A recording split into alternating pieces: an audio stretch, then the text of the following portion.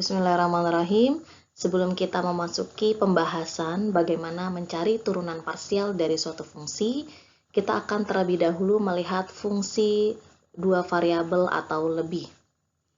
Kenapa demikian? Karena turunan parsial ini terkait dengan fungsi yang memiliki lebih dari satu variabel.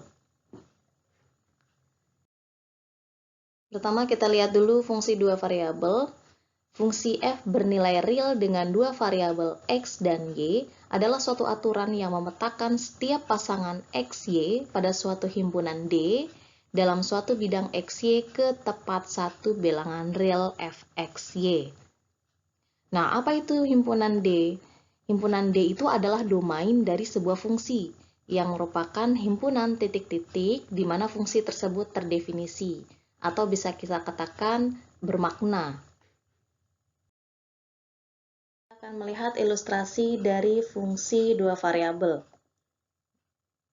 Ini kalau kita punya bidang XY, kemudian domain D-nya adalah ini, maka fungsi fxy itu adalah suatu aturan yang memetakan pasangan x, y ke tepat satu bilangan real fxy. Gitu ya. Nah, kemudian jika suatu fungsi f itu ditentukan oleh sebuah formula dan domainnya tidak dinyatakan secara eksplisit, maka domain tersebut adalah semua titik-titik yang membuat formula tersebut menghasilkan hanya bilangan real dan tidak memiliki pembagi nol. Untuk lebih jelasnya, coba kita lihat contoh ini. Kita punya fungsi fxy sama dengan x kuadrat ditambah 3y kuadrat. Nah, bagaimana mencari domain dari fungsi f ini? Kan di sini domainnya tidak disebutkan secara eksplisit. Nah, berarti sebagai aturannya, domainnya adalah semua titik-titik yang membuat formula tersebut menghasilkan hanya bilangan real dan tidak memiliki pembagi nol. Nah, seperti apa domainnya?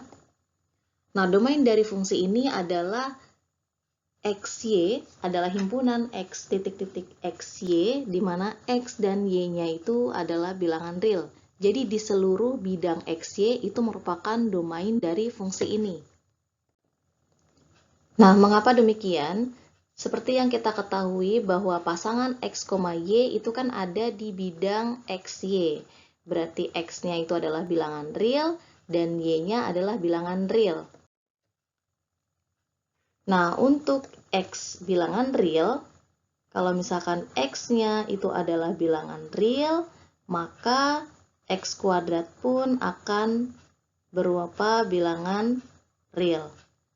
Begitu juga dengan y, kalau y-nya adalah bilangan real, maka y kuadrat pun bilangan real. Ya, jadi di sini kita punya bilangan real. Nah, ini bilangan real. Nah, kemudian di sini ada 3. 3 kali bilangan real, 3 itu kan bilangan real, ya. Jadi ini adalah bilangan real juga, gitu ya. Jadi di sini akibatnya 3y kuadrat itu bilangan real, ya. Nah, karena x kuadrat itu bilangan real dan 3y kuadratnya juga bilangan real, maka penjumlahannya pun bilangan real. Kenapa? Karena bilangan real itu punya sifat tertutup. Lebih lanjut tertutup terhadap operasi penjumlahan maupun perkalian. Jadi kalau ada dua bilangan real dijumlahkan akan menjadi bilangan real. Kemudian kalau misalkan dikalikan juga merupakan bilangan real. Jadi untuk setiap xy ini akan menghasilkan bilangan real. Oleh karenanya di seluruh bidang xy itu adalah domain dari fungsi f ini.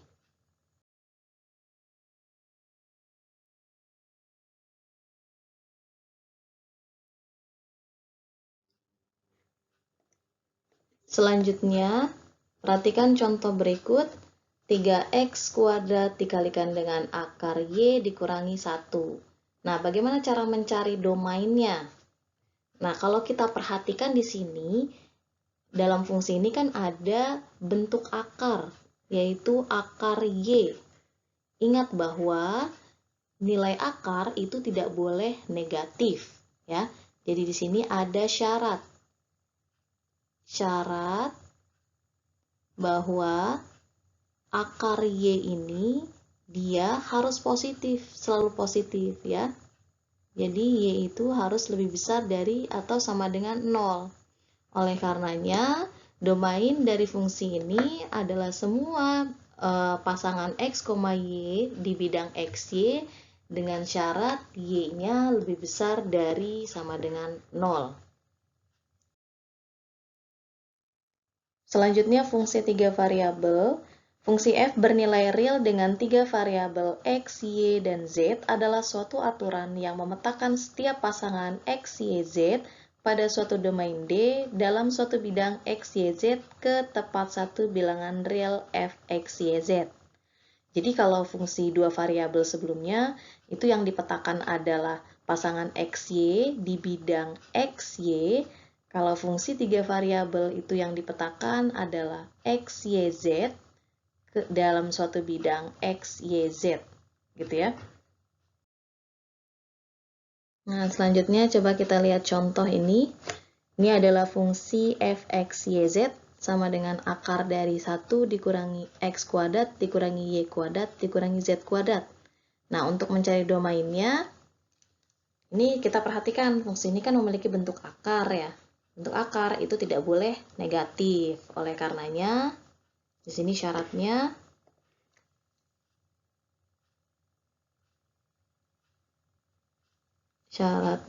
itu adalah 1 dikurangi x kuadrat dikurangi y kuadrat dikurangi z kuadratnya harus lebih besar sama dengan 0 ya, tidak boleh negatif.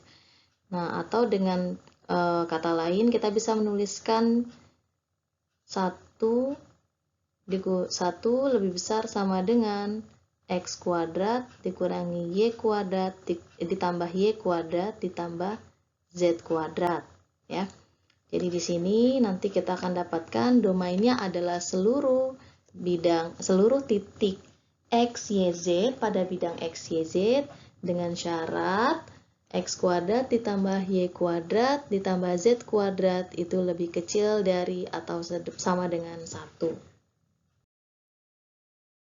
Selanjutnya kita akan menentukan nilai fungsi di mana kita menetapkan nilai-nilai tertentu pada variabel-variabel yang ada pada fungsi tersebut. Misalkan kita punya fungsi fxy sama dengan 2xy dikurangi 5x. Tentukan nilai fungsi f jika x-nya sama dengan 1 dan y-nya sama dengan 3. Dalam hal ini kita menetapkan nilai x-nya sama dengan 1 dan menetapkan nilai y-nya sama dengan 3 untuk fungsi ini.